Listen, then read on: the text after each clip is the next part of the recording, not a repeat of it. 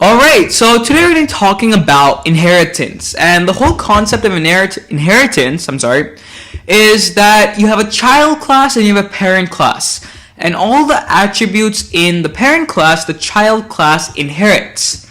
And then the child class can use them as if they were defined in the child class. So it's not as confusing as I said it to be, but it's actually quite interesting. So I'm going to go ahead and create a parent class, so just call it parent for now. And I'm going to have an initialize function where I don't do anything. Just pass in self and just say print class initialized. Okay. And then over here, I'm going to create a function, just a simple function. I'm just going to say parent func and pass in self again. And then what I want to do is I want to print out parent func being called. And now I'm going to create a function called, so actually before this, let me create a variable up top. So I'll show you what I'm doing, but stick with me here. So I'm going to create a variable called, let's say, counter for now. And I'm going to set this equal to 10. So in this new function, let's call it def set counter. Okay. In my def set counter, I'm passing in two parameters, self and counter. All I want to do is say parent.counter should now be equal to, or counter should now be equal to, let me change this actually. So our set counter function, two parameters, self and the new number, whichever the new counter is. So I'm going to call this num, and we want to update our counter variable to become the new num that we've passed in. So def set counter self comma num, our counter variable will now be equal to num. So it might be a little bit confusing what I'm doing, but as soon as we create a child class, I'll show you why I'm doing it. Now, one last thing, let's go ahead and create our print counter, I guess. So def show counter. And all we want to do here is we pass in self and alright, and in here we just want to print out our counter. So I'm just going to say print parent.counter. Okay, something quite simple, and let's go ahead and convert this into a string. Otherwise it'll give us an error. Okay, so this is our parent class, and now I'm going to create a child class.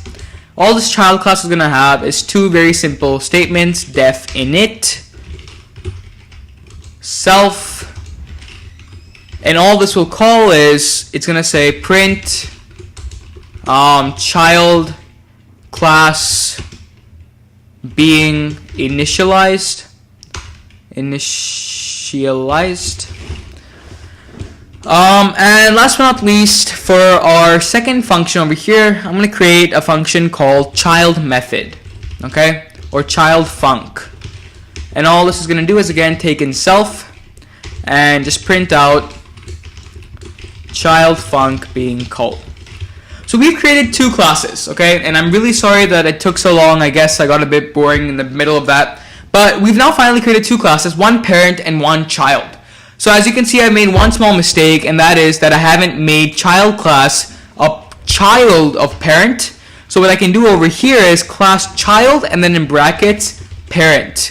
And all that says is, hey, this class is now a child class of our parent class. So we probably shouldn't have named our class child because it becomes confusing when I'm talking about it. But basically by putting our parent class over here, we're saying that this class is now a child of our parent class. So let's go ahead and create an instance of our child class. I'm going to call mine C, I guess. So C is equal to child and child class being initialized. Awesome. Now let's take a look at the functions we can call. So if I say c.childfunc, what happens? Child attribute has no, okay, that's because I spelled it with an H, my bad. So child func being called, there we go. And now the cool thing with child classes is that we can call any function we want of our parent class. So let's go ahead and call the parent func, for example. c.parentfunc. What happens? Parent func being called. So what we can do is, using our child class, we can get any attribute, any function from our parent class and use it in our function. For example, if I call c.counter, I get 10. Because what we're doing is we're calling any variable, any function that exists in our parent class in our child class. Now let's go ahead and call our setCounter function.